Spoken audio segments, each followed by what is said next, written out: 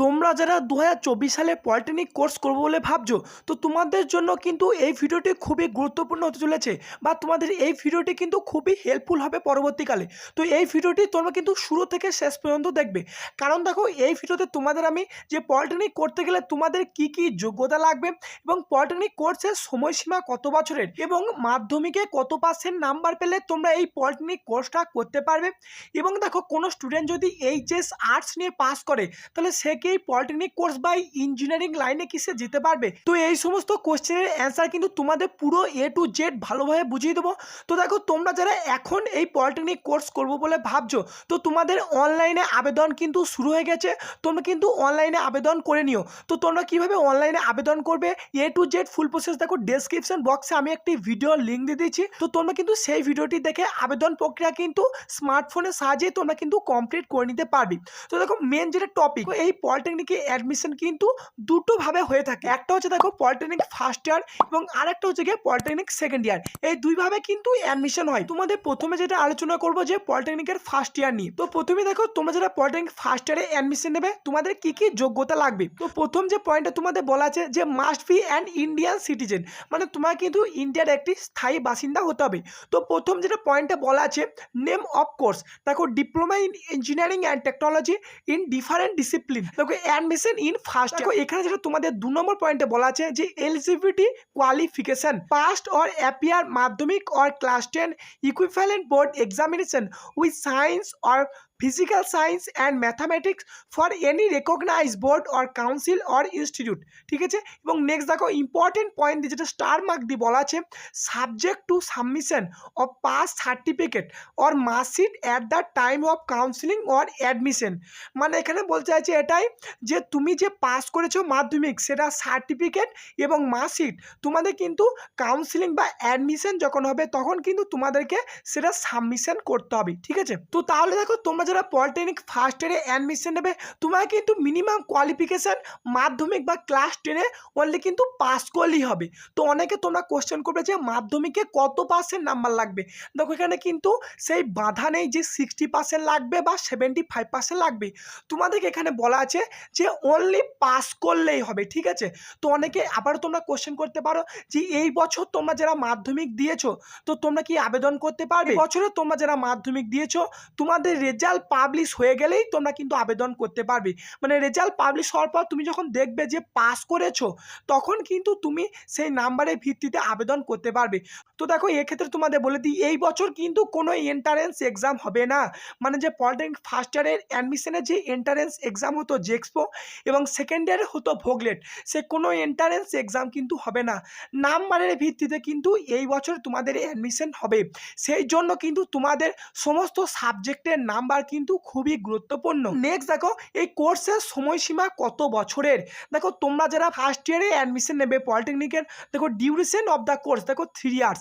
এই polytechnic course কিন্তু মূলত 3 বছরে হয়ে থাকে তোমরা যারা পলিটেকনিক ফার্স্ট ইয়ারে অ্যাডমিশন নেবে। ঠিক আছে, polytechnic first year, second year এবং থার্ড ইয়ার। ঠিক আছে, এবং নেক্সট দেখো ইয়েস ক্রাইটেরিয়া, এখানে বলা আছে date of birth should not be after 1/7/2009। দেখো তোমাদের ডেট অফ বার্থ কিন্তু এই 1/7/2009 পরে হওয়া চলবে না, এর আগে কিন্তু তোমাদের হতে হবে। তো এটা কিন্তু পলিটেকনিক ফার্স্ট ইয়ারের যোগ্যতা বা এলিজিবিলিটি ক্রাইটেরিয়া তোমরা কিন্তু বলতে পারো। তো এইগুলো তোমাদের যাদের ম্যাচ করবে তোমরা কিন্তু পলিটেকনিক ফার্স্ট ইয়ারের জন্য আবেদন করতে পারো। এরপর নেক্সট আলোচনা করব পলিটেকনিক সেকেন্ড ইয়ারে। তো দেখো এটা কিন্তু তোমাদের পলিটেকনিক সেকেন্ড ইয়ারের ইনফরমেশন ব্রোশিওর, যেখানে কিন্তু তোমাদের সমস্ত ইনফরমেশন এখানে দেওয়া থাকে। তো আবারও সেম এই এলিজিবিলিটি ক্রাইটেরিয়া এই অপশনে চলে এলাম বা তোমাদের যোগ্যতা কি কি লাগবে। দেখো এখানেও সেই same must be an Indian citizen, মানে তোমার কিন্তু ভারতবর্ষের একজন স্থায়ী বাসিন্দা হতে হবে। এবং নেক্সট দেখো যেটা বলা আছে 1 নম্বর পয়েন্টে নেম অফ দ্য কোর্স, দেখো এখানে কিন্তু সেম বলা আছে diploma in engineering and technology in different discipline admission in the second year thought lateral entry in all polytechnic institute. Polytechnic second ইয়ারে অ্যাডমিশন কিন্তু ল্যাটারাল এন্ট্রি বা ডাইরেক্ট কিন্তু কিছু স্টুডেন্ট অ্যাডমিশন নিতে পারে। তো কারা কারা নিতে পারে দেখো যোগ্যতা এখানে বলা আছে pass or appear higher secondary or 10+2 board examination or HS vocational examination of WPSCT and VE and HD or equivalent examination with physics slash mathematics slash chemistry slash computer science এরকম করে তোমাদের কিছু কিন্তু লেখা আছে। এবং নেক্সট দেখো যেটা লেখা আছে, subject to submission of pass certificate or marksheet at the time of counselling or admission. মানে আগের ক্ষেত্রেও কিন্তু এটার ক্ষেত্রেও সেম বলা আছে যে তোমরা যখন অ্যাডমিশন নেবে বা কাউন্সিলিং হবে তোমাদের কিন্তু তখন পাস সার্টিফিকেট বা মার্কশিট কিন্তু তোমাদের তখন সাবমিট করতে হবে।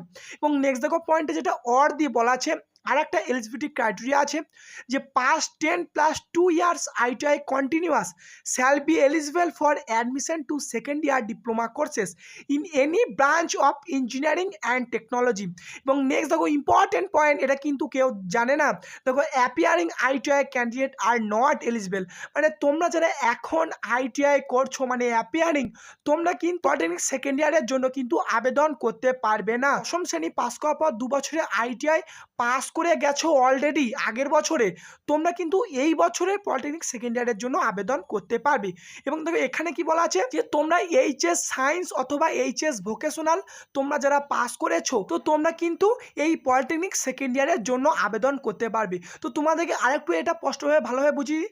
দেখো তোমরা যারা এইচএস সায়েন্স নিয়ে পড়েছো বা এইচএস ভোকেশনাল নিয়ে পড়েছো অথবা দশম শ্রেণী পাস করার পর তোমরা 2 বছরের আইটিআই কোর্স করেছো এবং সমস্ত ক্ষেত্রে তোমরা পাস করেছো, তবেই কিন্তু তোমরা এটার জন্য আবেদন করতে পারবে।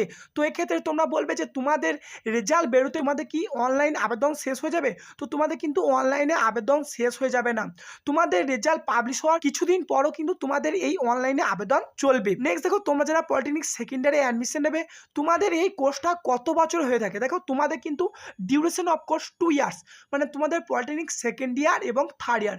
ফার্স্ট ইয়ার কিন্তু তোমাদের পড়তে হবে না। দেখো ফার্স্ট ইয়ার কিন্তু তোমরা এই সায়েন্স ভোকেশনাল বা আইটিআই এক্ষেত্রে কিন্তু তোমরা পড়ে চলে এসেছো, তাই কিন্তু তোমাদের পলিটেকনিক ফার্স্ট ইয়ার পড়তে হয় না। এবং এজ ক্রাইটেরিয়া যেটা আছে এটা কিন্তু নো এজ লিমিট, কোনো বয়স কিন্তু এক্ষেত্রে লিমিট করা নেই। এক্ষেত্রে একটা মেন প্রশ্ন নিয়ে চলে আসি, দেখো কোনো স্টুডেন্ট যদি এইচএস আর্টস নিয়ে পাস করে তো তাহলে তারা কিসের জন্য আবেদন করবে। দেখো কোনো স্টুডেন্ট যদি এইচএস আর্টস নিয়ে পাস করে বা পড়ে তো তাহলে কিন্তু তারা এই পলিটেকনিক সেকেন্ড ইয়ারের জন্য আবেদন করতে পারবে না, তার কিন্তু অনলি পলিটেকনিক ফার্স্ট ইয়ারের জন্য আবেদন করতে পারবে।